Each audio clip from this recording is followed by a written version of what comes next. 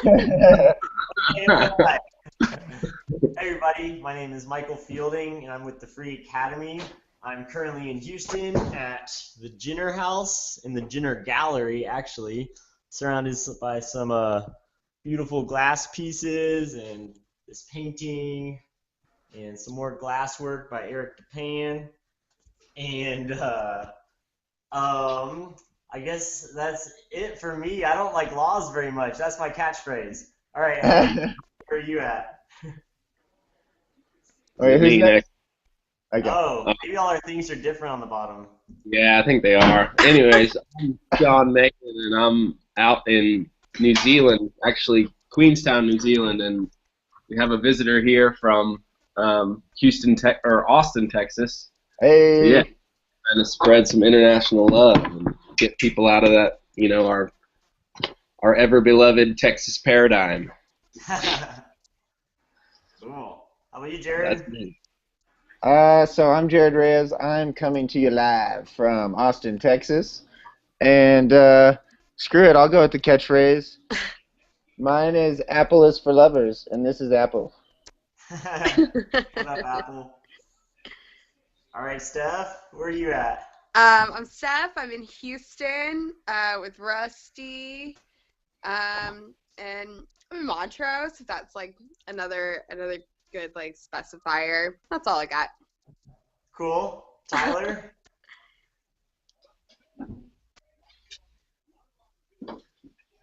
You're muted, Tyler. Yeah.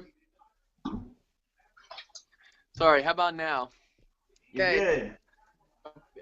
So, my name is Tyler Olson. I am in the beautiful San Francisco, California. I'm sure I can get you a shot there. And what I want to ask is why is it... What up, Jesse? Hey, Michael! Where are you at? What's up, guy? Fellow anarchists. Where are you at right now? I am in Colorado Springs, Colorado. Cool. And they're flying chemtrails over constantly. Awesome. I hope it makes snow. I don't bitch about the chemtrails when I know it's going to make snow, but when it's just polluting the sky, it's it's a different story. Why you tripping? Well, What's we going just on went in around the circle, Colorado Springs? Introduced all ourselves, and so I guess I'll bring it back. The theme of today's talk is, what does anarchy mean to you? And that is a very ambiguous word, I'd say, in general usage, and people have different interpretations of it. Some people think it's a good thing, some people think it's bad, some people are neutral, some people think it exists right now, some people think it will never exist. So I'm excited to talk to all these fine folks and find out what they think. But to the listeners out there who weren't able to hop onto this hangout, please comment or send a video reply with what you think anarchy means to you. So how about Jared? Do you want to start us off with what that word means to you?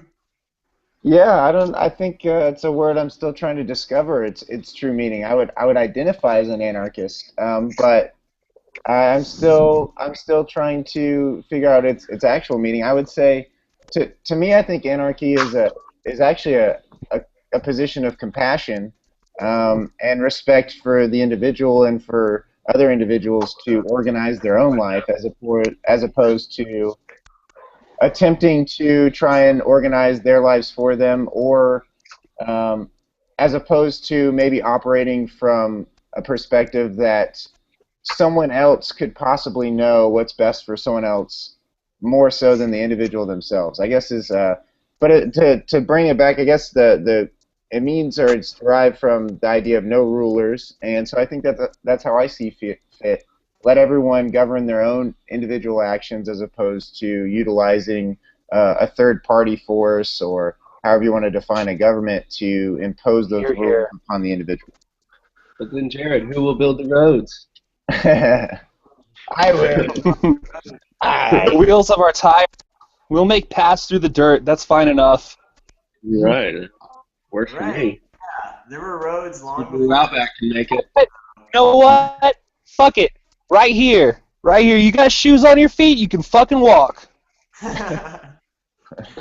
Anybody. The shoes will make the roads, my man. There you go. There you go. Okay, who wants to go next? Tyler, do you have an idea for what anarchy means? Yes. Well, like actually I don't, but you know that is kind of the mark of like anarchy is precisely not knowing just yet, right? So it's like being willing to sort of thrust forward into the future and live your life in such a way that you are constantly discovering new things, right? And sort of like I know that we throw this other vague word around all the time, but spontaneity, right? It's a way of living your life spontaneously. So like for me, anarchy isn't necessarily a political notion, right? It's a way that you live your life in every aspect. That it's right. It's a way of governance, whatever that means, without a ruler. But a lot of how we get by in our lives, right? Like insofar as we are, I think they're actors on this world stage, right? I think that we act according to sort of rules that we have internalized by one method or another, maybe like watching an exemplar and trying to mimic their postures and so on and so forth. So I mean, certainly the world is still governed by laws, right? And certainly like we can make our actions intelligible in terms of like categories that sort of relate to each other in various law-like ways, but it definitely doesn't mean that there has to be one ruler, like a tyrant who is like putting all of that stuff in order for you, or sort of one tyrant who is trying to tell you that you've stepped out of line and therefore you have these consequences, right? I think that consequences get worked out naturally, and so like anarchy for me is sort of a way of being liberated from the idea that you can only act by explicitly following rules, as if you were carrying a handbook around with you at all times, and sort of every time you approach a fork in the road you say, let me do a calculation, and then you like deliberate on your actions as such. So it would be not that, right? Not doing that is what anarchy is for me. I dig that answer. I think it has a lot to do with rule-based action. But Jesse, do you want to say what anarchy means to you?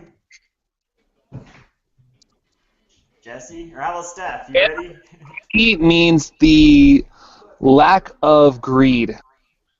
In that there's nobody over me that says, you have this, I believe that I have some sort of say over whatever this is or how you utilize these resources.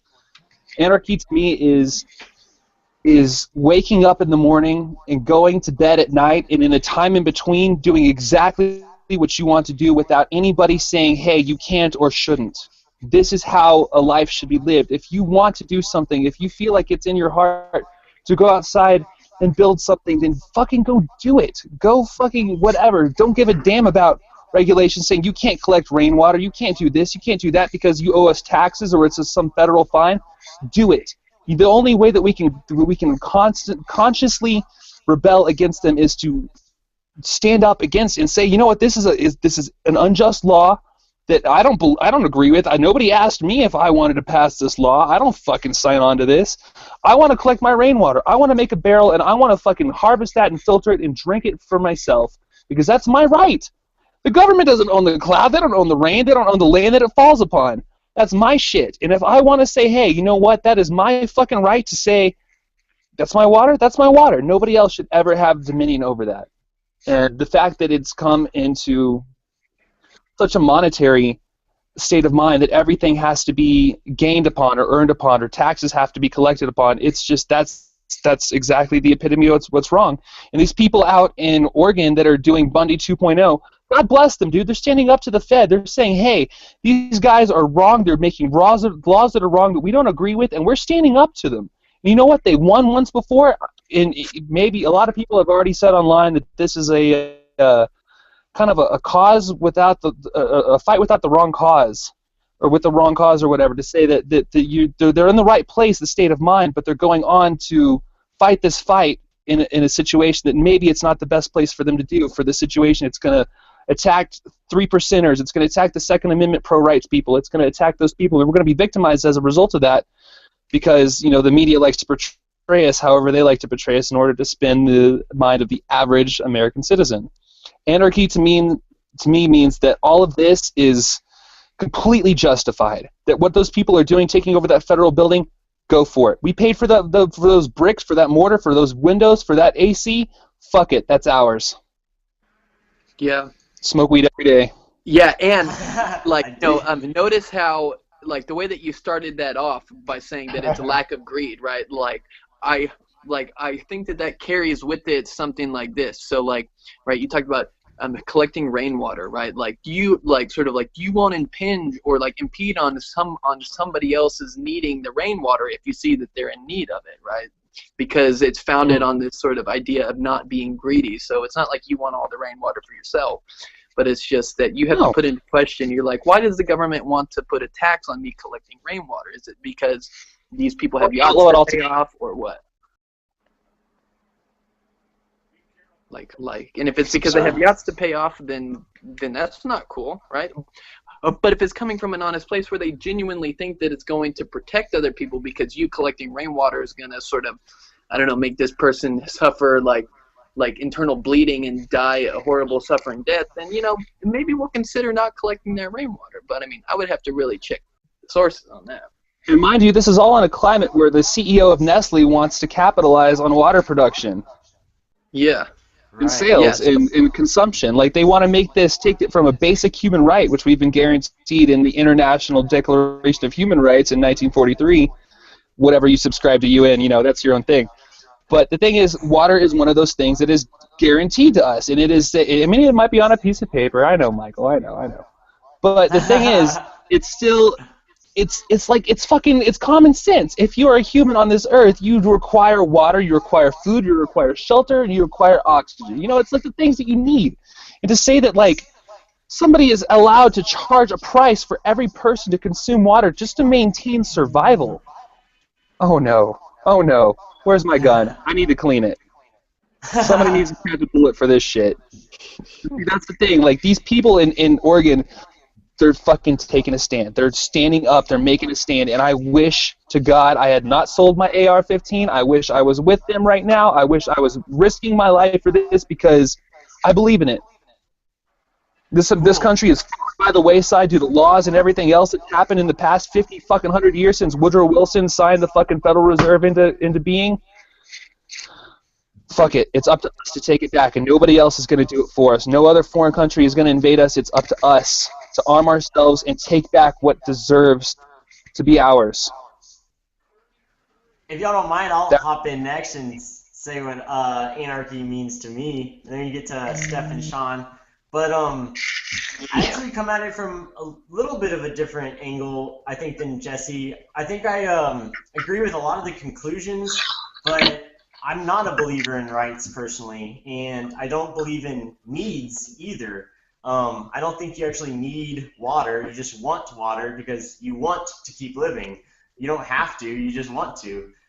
Sure. And I think that it's kind of a maybe just a semantic thing, but I do think there's something to that because it helps you focus on exactly as an individual what can you accomplish, and whether or not you can tell somebody else that I need water, that whether they believe you or not, it's just not going to change them. But if you can say I want water and here are the steps I'm going to take to get water, like collecting rainwater, and say defending your property so that the government can't come shut down your barrels and stuff. I don't know.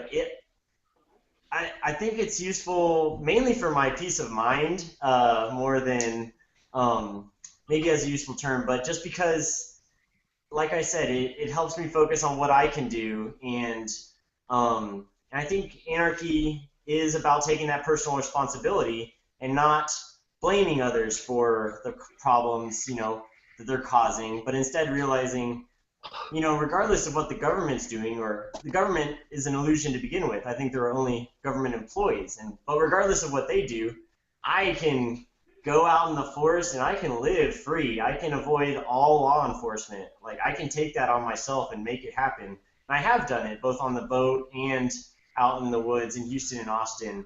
And you know, not completely. I still paid sales tax here and there and stuff like that, but you know, it's pushing in the direction that I wanted to move, and it was deeply rewarding for me, for sure. But okay, how about I'll pass it off. Sean, you want to go next, or Steph? Sean, Steph, how about you? All right, I'll Okay. go. So I like to answer anarchy with a rule, because I just think it's like counterintuitive and funny, and that is just like, don't enforce your will onto another person. And I think that would like answer a lot of the world's problems, is if we just didn't try to make another person do something they wouldn't do, if we kept their like participation in literally anything like unconditionally voluntary, meaning just like, you don't place these like stipulations on it, you just like allow them to like operate in their free will. And if I want something and if I need something, that's up to me to like wheel and deal and barter, or just like assert myself and like take care of it myself. But like, that's like up to me if I like want and need something. And if it's handed to me, then I'll take it. That's like the Amish way. But like, I'm not going to like force somebody to want the same thing that I want. I'm not going to force somebody to need the same thing that I need. And I'm just going to participate with people who like want the same things that I want. And I think it's about like operating on a small scale and operating in a communal aspect. And Michael's actually obviously influenced my definition of anarchy a lot, because he's kind of approached it from like a personal philosophy as opposed to this like political party or what the fuck ever people have made it into. And so it's just like, I just like don't participate with violence. I don't make somebody do something they don't want to do. I don't like force this like unopposable will onto another person. And I think that's like the only thing that I can do as an individual in order to like achieve anarchy. Awesome. That's an awesome answer. All right, Sean, what do you think? Oh man, I'm on the stage. So I think it's like anarchy for me, or like an anarchical society, I guess, is something that's a society based on spontaneous and results in a highly efficient effort, where we don't have you know, groups of humans who are, like y'all are saying, you know, trying to coordinate the actions of others because they assume that they can predict what's best for 3 billion, or currently, what, 6 billion and counting people, and all of their tons of, micro actions that are going on nonstop every day. And I think, you know, a good way to get close to this and to achieve this is through Stefan Molyneux's idea of universally preferable behavior, and you know, not forcing or not using force on people in order for them to commit action. Yeah, and I think the result of this all too is like I say, like something very highly efficient and very spontaneous and very creative group of people, because I know, like, just through pursuing these goals amongst our small group here, we can see, and you can see just in our speech, like how much these ideas have changed our lives, like to a profound degree, you know, especially with, I think the majority of us here going through government schooling and probably religious raisings and things like that. It's like we went from thinking that, well, I can't speak for y'all, but I know I went from thinking that my life was going to be, you know, go to college, find a wife, get a dog, get a kid, and, you know, find a job, and that's life. And, like, my life is infinitely richer since then. I've done things that I never could have imagined I would have done, and I feel like I'm only touching the tip of the iceberg, too. So, yeah. But it's, how can you encompass what is anarchy in a matter of, I'm doing my best. That's what I got, I Yeah, guess. You could say, the oh, it's For this time. decentralized socialism or something, or right? Like, we can just keep pointing to all of these sort of like little catchphrases that's supposed to sum it up. But I mean, like, really, we don't, we're just trying to figure it out. That's why these conversations take place. Right. I would say the reason I brought this up as a topic of discussion is because I think, or my perception of most other people's perception in the U.S. of anarchy. So double perception. You see that? Maybe not the best way to describe it, but it seems to me. I don't want to state it as fact, but it seems to me that most people in maybe in most developed nations, maybe in all developed nations, I don't know, but most people seem to have a perception of anarchy that's been relatively consistent when I've asked them, and it usually involves chaos or bloodshed. Even it's a very violent connotation that anarchy has with the people I've talked to, and I really wanted to have this discussion because I was hoping that if we all shed light on maybe some of the ideas behind anarchy to us, not that we don't have concrete ideas. I think we're all crafting it on the fly and over time, but if we could just shed light on those, maybe at least we could open up the box to some people so that this word isn't so violently oriented. Because I think, in fact, most of the people I know that have turned to anarchy or are curious by anarchy, it's actually a distaste for the violence they've seen put on by the state and other people that leads them to be interested in this idea. So I want to flip it, and I hope to shed light on the fact that it's actually usually out of a distaste for violence, in my experience, that people have been interested and have turned to anarchy as at least something to entertain. Yeah, right. And I think that sort of like most of those.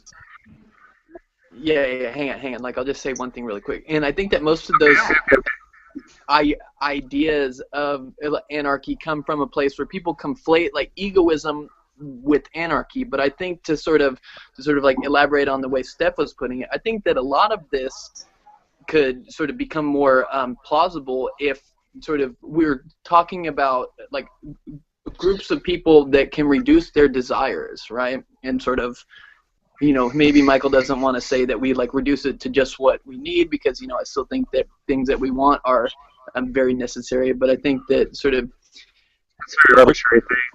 Yeah, right. And like whatever it is, I think that it requires that the people involved have to sort of reduce their desires to a pretty reasonable minimum, right? And if we can at least take responsibility for them, don't try to inflict those desires on somebody else.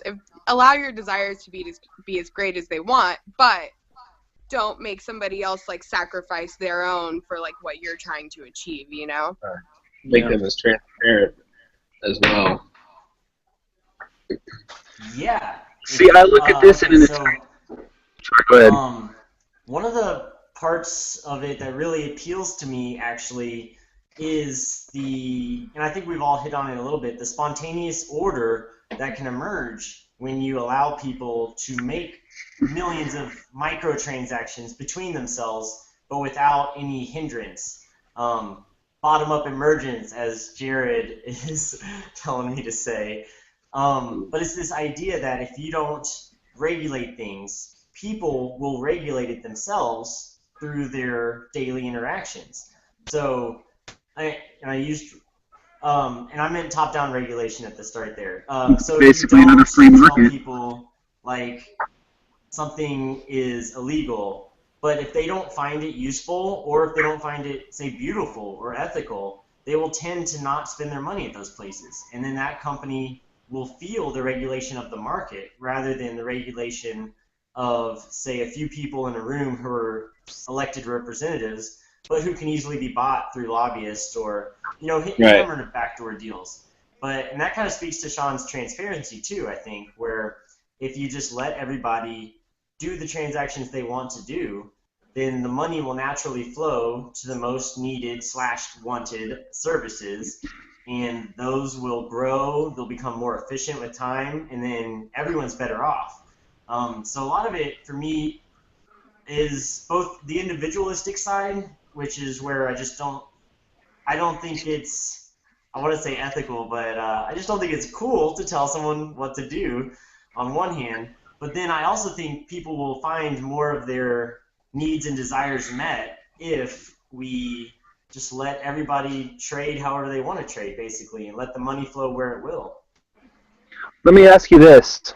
Do you think that it's possible, given our current country's situation with everything that stands in place, the hegemony, etc., do you think it's possible to achieve anarchy without violence, without an upheaval, without an overthrow, without a revolution?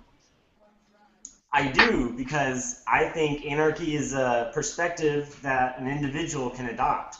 And so I have adopted this view that I don't recognize any rulers. And that makes my life an expression of anarchy. And it has nothing to do with what anyone else does anywhere around me. Threats may come. That's a part of human life. You know, individuals might threaten me. But Even the earth as long as I don't recognize them as rulers, but merely human threats, then I feel like I'm still living in anarchy. Listen. Right. And also, really, all we have to do is do better than a gigantic war machine who exploits over 5 billion people year in and year out. So even if there is a little while, because we're humans and came from monkeys, so therefore, we're violent inherently, I think, probably a better solution than what we have in place at the moment. And actually, Sean, I think that us and monkeys come from a common ancestor. We didn't come from monkeys. As soon as I let it out. Not the rhesus? No, we get our RH negative or RH positive from the rhesus, though. Yeah, I would like to second to some extent Michael's position that anarchy is an individual's perspective on reality, and that we don't need the U.S. government to dissolve or any government or anything like that to happen in order for anarchy to exist. Anarchy is something that exists within the individual, within our mindset, within whether or not we allow someone else to dictate our own actions, or whether we take that control for ourselves. And so I don't think anything has to happen. I think anarchy already exists. In fact, I think it exists most of the time. And the only time it doesn't exist for many of us is when there's a cop car in eyesight. And then all of a sudden we kind of postpone anarchy until it drives away, and then we go right back to anarchy. Yeah, dude, and that's actually really interesting because, I've been thinking a lot about this really hard lately, just because I was telling you, I've been reading a lot of Alan Watts and, on, Buddhism and Taoism and stuff, just because I've been, by myself. But anyways, I've been thinking that it seems like anarchy is the basic state of nature, right? And it's like all of this other, these other models of governance are contrivances, right? That sort of we stack on top of this basic state of the anarchical flow of just the whole world, right? So it seems like what you're saying, there's a truth in what you're saying, right? And I think that that's a very funny and a very good example to bring up, that it's like once a cop car comes around, or once voting day comes around, right? It's like we forget that we already live in a state of anarchy, and that it, for the most part, works out pretty well. Now, I'm sure that someone would want to object who's very pro government, and they would say something. They're like, well, it seems like most of your life can go along and get along just fine because you have these sort of centralized governments in place that are allowing you to have a car and allowing you to have a Walgreens and so on and so forth. And okay, the point is taken, but if you can look past that and just see that, really at the end of the day, all of that stuff is kind of functioning off of its own momentum, which isn't, working because you have some sort of president's hand in there at every moment. I think that it's still there's still something to the idea that maybe anarchy is the basic state of nature, and that everything else is just a contrivance, and that we drift from it. Yeah, I think even if there was no government involved whatsoever, people need goods, and people are willing to trade resources for goods. So therefore, someone's going to be there to fill those positions. There's no requirement for a middleman or someone to rest on top of the back of, either the people supplying the goods or the people buying the goods. Like it's just adding, it's conflating like a simple exercise and making it much more bloated than it should be, it seems. Hey, so that makes me think of a good question, maybe to go from here, is what is a government? Um, we're trying to define anarchy, but it seems like it's the yin to the government's yang, so maybe we could go around the circle and say what government means to each of us. Does anybody want to start? The loaded one. That's a Sorry, great Jesse, question. can you go again? Taxman? I can't hear you. What happened? Oh, the tax man. Ah, I think that's right to the core. Yeah, that's interesting. I guess because that would be with the basis that that the taxation is the only truly is involuntary part of the whole process. If you cut out the taxation, what's left? Is that basically the point to that being how you define a government?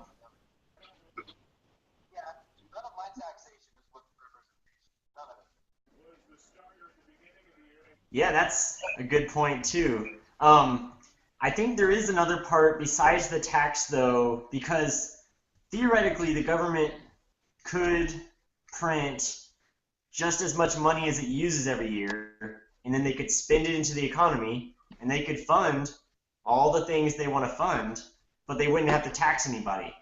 So, but I think I would still call a situation like that a government, even though they're not taxing. So I think another crucial part is the legal tender laws that is actually forcing people to use the government's money rather than any other form of currency. Live. Right, the Yes. Federal Reserve notes. Michael. Sean. Okay. Sorry, Jesse, it sounded like it was cutting out with you. I heard you, but other people were saying they didn't. Give But it a go. The money belongs to the Federal Reserve and not our government. yeah, I agree. Can you guys hear Not our him? people. Everybody else? I can hear you. Entity. It needs to rapidly and effectively be dissolved. I agree with that. We can Sean, start on with does anybody else want to say what they think government means? Yeah. I think it's a bunch of individuals, like you're saying, just government employees that are individuals who have grouped together, who have a similar goal in mind, and I think these individuals come from a probably very traumatic childhood that makes them think that, they probably spent their childhood regulated really hard and experienced a lot of Stockholm syndrome and never really broke out, and so therefore they think that regulation is necessary for the people who feel really relaxed underneath them, the new children coming up. And I think, how much of the government is comprised of Stockholm syndrome. right, and I think, Could you say what Stockholm Syndrome is, for those of us who don't know? When you've been held captive so long, you begin to sympathize with your captors. exactly. Nailed it. And yeah, I think it's similar to a cancer too, in that it only, these, especially under Keynesian economics, these entities can only gain in power or actually sustain themselves by continuing to exploit and take resources from others, and whether that be individuals or countries. And so that's why you see something like the military complex that is happening in the U.S. at the moment. It's really the only way out when you set yourself up in this particular paradigm of living. So. Yeah. Hey, Steph, what would you say is the difference between a government and other kind of businesses?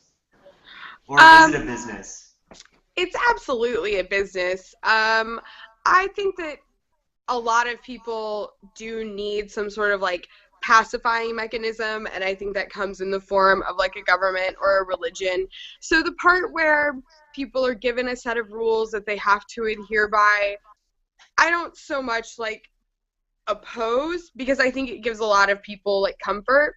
But you talk a lot about like a monopoly of violence, and I believe that truly that like violence is like the one force that we can't deny. It's like this unavoidable force that like no matter what you do in any other capacity, that's like the one thing that we can't not ignore, or that we can't ignore. And so to have that monopoly on violence where they're the only ones you can't fight back to, that's when it becomes like a problem to me, you know? Yeah. Yeah, absolutely. I was muted for a second there. Yeah. Like, you know, Tyler. like I kind of want to come at it, like maybe not a different angle, but just from a, like I guess I'll just say what I'm thinking. Like, it seems like the government is that aspect of the human species which tries to organize so as to provide itself like a guarantee for comfort and order, but which ultimately, because it contrives an order which is already natural, acts as the condition for the possibility of the kind of rebellion in the future which constitutes an act of freedom. So it's in a roundabout way, it's what allows us to be free, right? Because it's that necessary counterpart to the kind of mentality and action which we're so caught up on thinking is freedom, or at least an expression of freedom. So again, this comes back to what we were talking about before we went live, and we're private, you know, off air, and just talking about that sort of what I'm just for sake of convenience calling the God's eye perspective, you know, sort of like the perspective that like transcends those opposites like good and bad and up and down and so on and so forth, which views them as sort of like necessary internal contradictions that sort of constitute just the way of reality. So for me, governments aren't bad, and well, I mean, like, they are bad in a sense, but they're not wholly bad in and of themselves, right? So I would say that it's that for me. But again, like, you see why I hesitated and tried to say that I'm coming at it from a different angle, because that's a more abstract way of looking at it as opposed to just this concrete, the like political entity, boots on the ground type of thing. And, you know, like, who knows what that's worth, but at least it's a different way of coming at the question. Yeah, I definitely think at this point it's like a self-propelling mechanism. Like, it's the only thing anybody's ever known. And so I reconceptualize what we know of a government, that's a really big thing. And whereas, like, there are some people who are capable of taking on that sort of thought, it's not the people who are seeking power, and it's not the people who are already in the system. And I mean, I know it's like kind of laughable, but to like refer to like an Illuminati, like, there's a group of people who like just are used to making decisions for literally every single person, and like think that's their right, and think that's like what they're supposed to do and what they were put on this earth to do. And like, right, that's really unfortunate, and I just choose not to associate with those sorts of people. Right. Yeah. And you know what's funny is it's almost like, you know, the way that we're talking about it now, it's almost like the government is like a part of each one of us. You know, it's not necessarily the big bad boogeyman out there, right? But it like goes in part to constituting what it means to be alive as a human being. You know, since it all like emerges from sort of things that sort of we lash out with in order to try to cope with our environments and our surroundings. So, you know, we're just as bad as any bad thing that we can put our finger on. I mean, and there's governing forces of nature too. There's just like a lot of imposed will on us that we have to learn to cope with, you know, and that's like part of our like human crisis, I guess. Right. Oh my God, it's Stockholm syndrome. We're like feeling bad for us, like, oh, you know, that's just the way. Poor nature and the government. Just what are they gonna do? the poor little thing. It's just all confused. It just gets here, wakes up one day, knows how to do everything, but it's still very confused because it doesn't know it doesn't know what its ground is. It's bottomless. It's like I like how Stefan Molyneux talks about how it's it's going to be a multi-generational.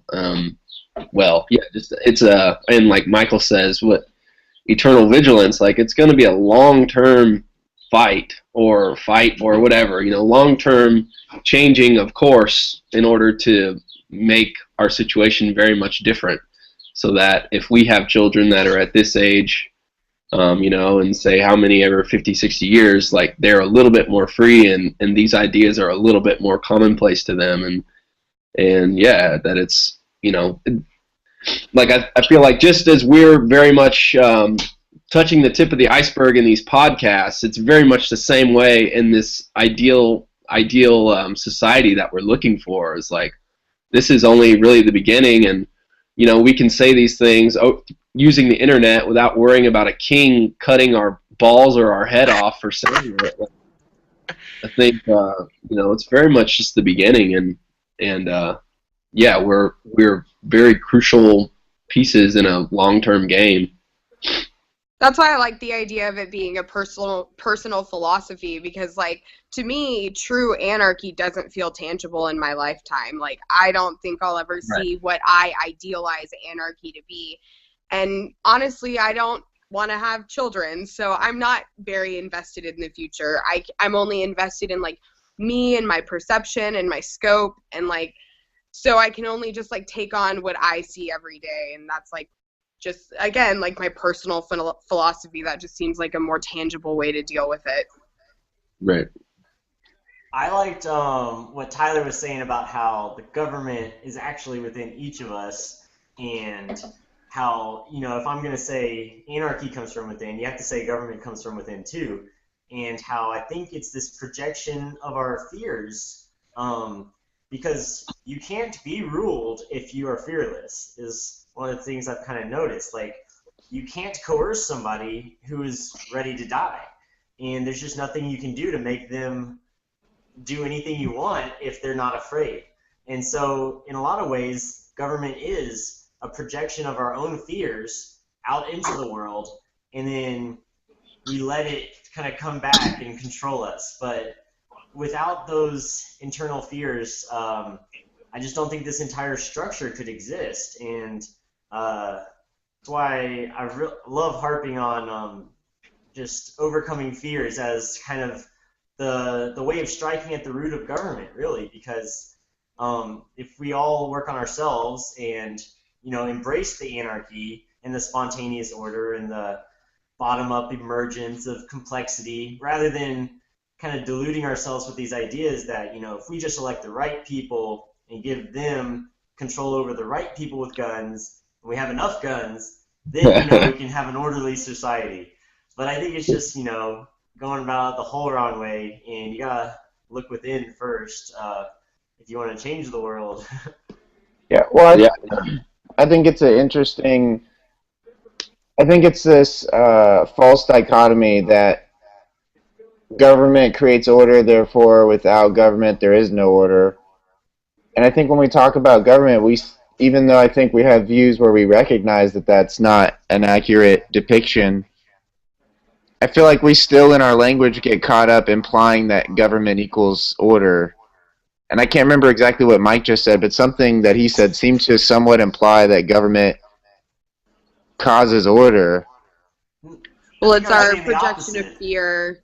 I know, but it's still like there's like just by the way you phrased it, something cued my head saying that implicitly it's still there. Like those two connections are still there, but I mean, maybe it does imply order, but as in it's a forced upon order. Like I was saying earlier, there's governing forces of nature, and we don't consider nature malicious. Yeah. We don't like get mad at the earth and say that it's oppressing us. We're like oppressing the earth, actually.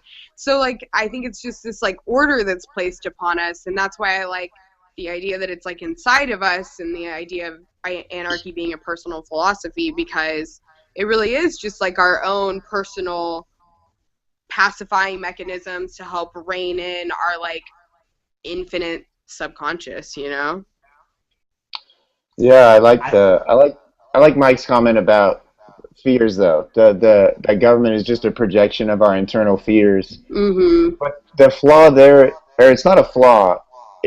Government would be better if it was actually more responsive to everyone's fears, but it's still not even that's not even accurate. It's just responsive to certain individuals or disproportionately certain individuals' fears.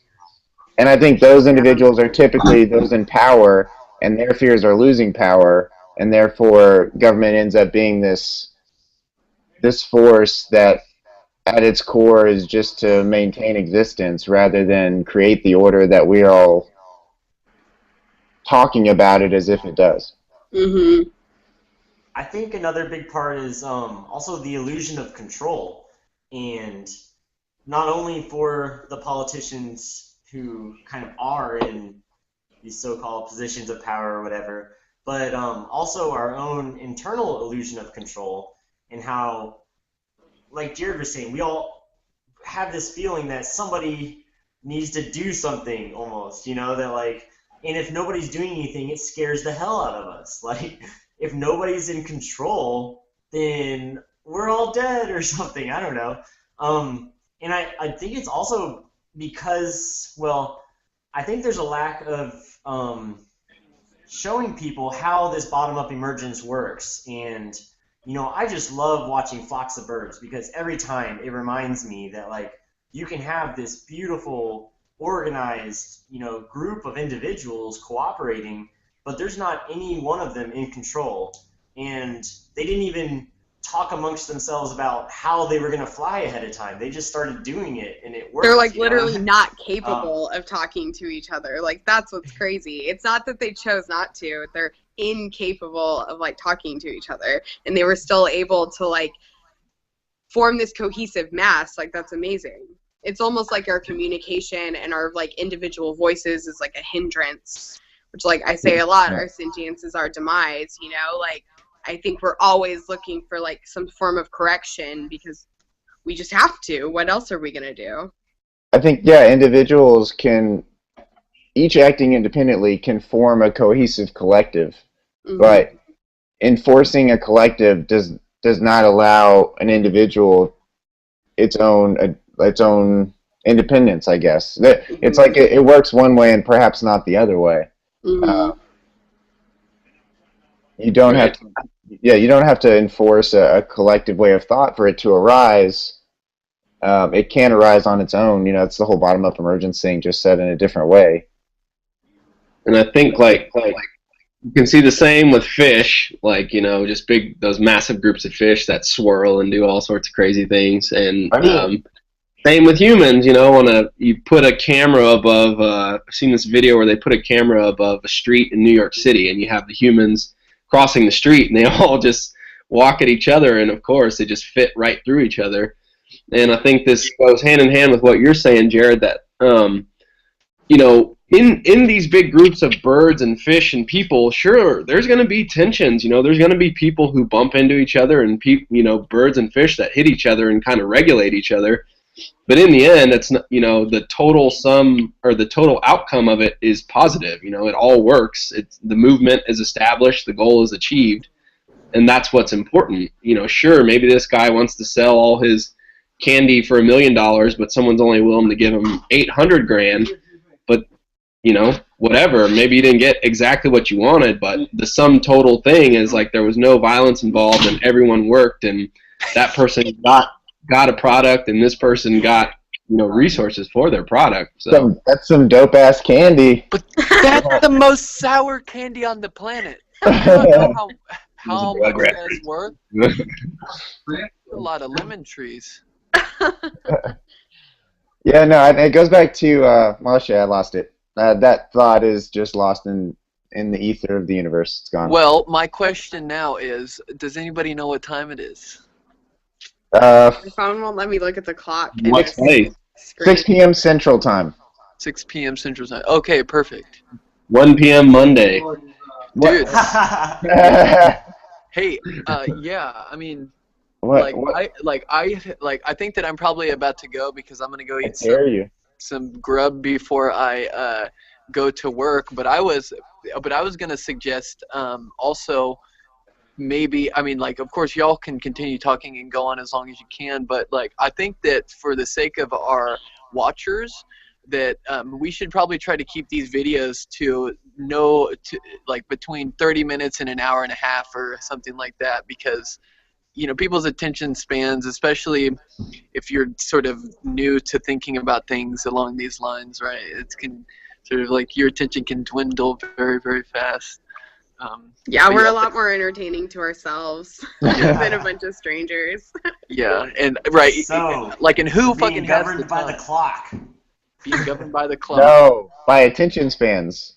Oh, Okay. well, both. Okay. But Well, like, voluntarily. attention spans aren't possible without time. So. But the conversation has happened, and therefore the goal is achieved. Oh, I think I wanted to say that real quick, maybe as a last note or something. That like, Oh, you think think you the can most sort this out? the most important piece of this anarchy, and and just us being able to have these conversations, the fact that there is a space like this for us, and that we choose to seek this out, where we can have these conversations about, talking about what's happening and where we want things to go. And that in and of itself is like such a precious thing for human beings, because a lot of people go through a life where they never feel safe to say the things that they want to say, or to seek the answers to the questions they want to ask. And I think, the most important thing out of any of these talks that we get is that very fact in and of itself. You can see these 5 little squares down on the screen, and you know exactly what these people are about just because they're here and just because they're talking about what they're talking about. Like, whether we agree or disagree is a side point. Because I'm right, you're all wrong, of course. All right, well, let's close it out with that. I think that was a great ending. Cool. And thanks all you guys for participating. If viewers want to check out more Free Academy videos, they're all available on freeacad.com. And we'll be scheduling lots more of these hangouts. They're a lot of fun, they're easy, and like these guys are expressing, everyone's interested in what everybody else has to say, and it's a cool little spontaneously forming community. So get involved if you want. It's all free. So until next time, peace, love, and anarchy. Peace, love, and anarchy in the U.S. See y'all.